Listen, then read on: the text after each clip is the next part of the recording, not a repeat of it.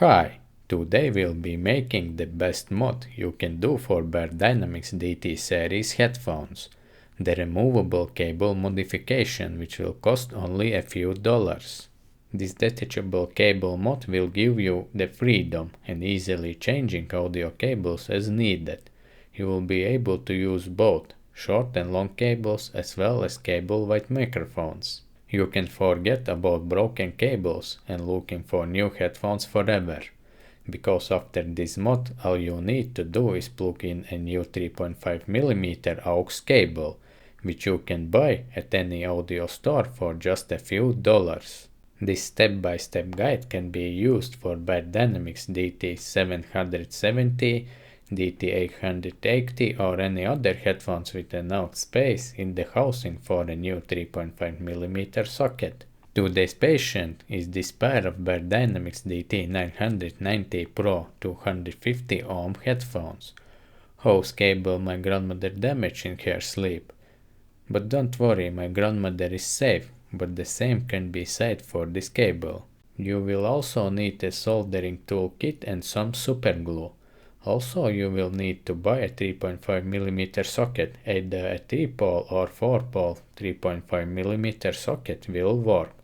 The link to the socket is in the video description. If you are a true audiophile, this is a great mod to convert your headphones into balanced headphones for the highest sound quality. You will also need a new 3.5mm aux audio cable, or check out one of my previous videos on how to repair the stock cable. Once the old cable is repaired or you found a new audio cable, attach the new 3.5mm socket to this cable, ensuring the socket is tight enough and the cable stays in place. Then using a multimeter figure out the socket pinouts to find out which contact is for left, ground and right. In my case the wiring turned out like this, but note that each socket wiring may vary. The next step is to remove the airpad cushions on the side where the cable is attached to the headphones housing. This is the moment where by just looking at the headphones you can tell that their user is my grandmother.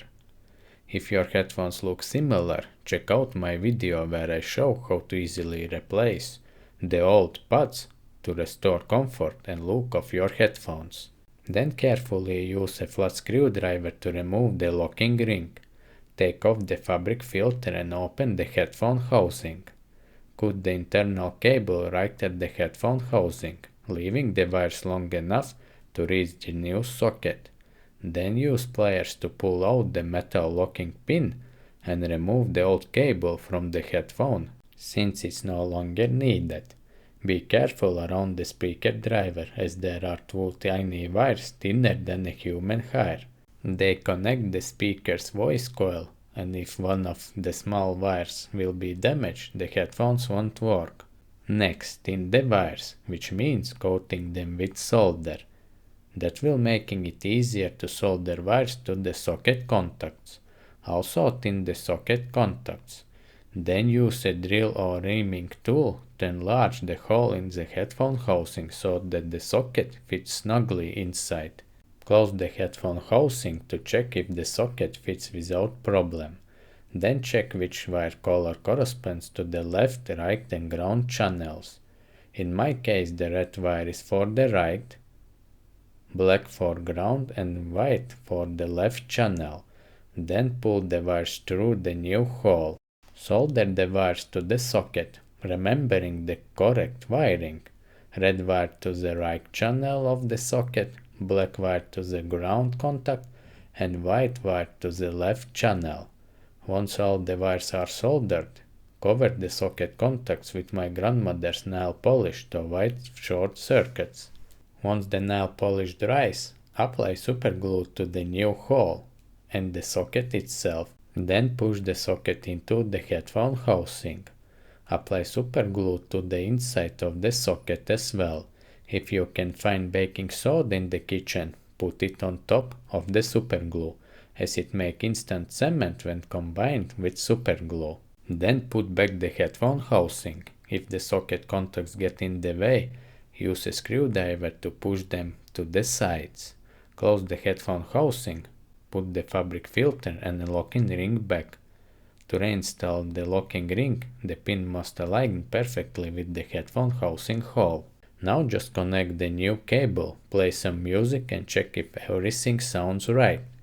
The test track for this task is in the video description. It worked for me. How about you? Did you get any difficulties? Feel free to post your comments or questions in the comments below this video. But now it's time to make my grandmother happy by telling her she won't have to buy new headphones after all.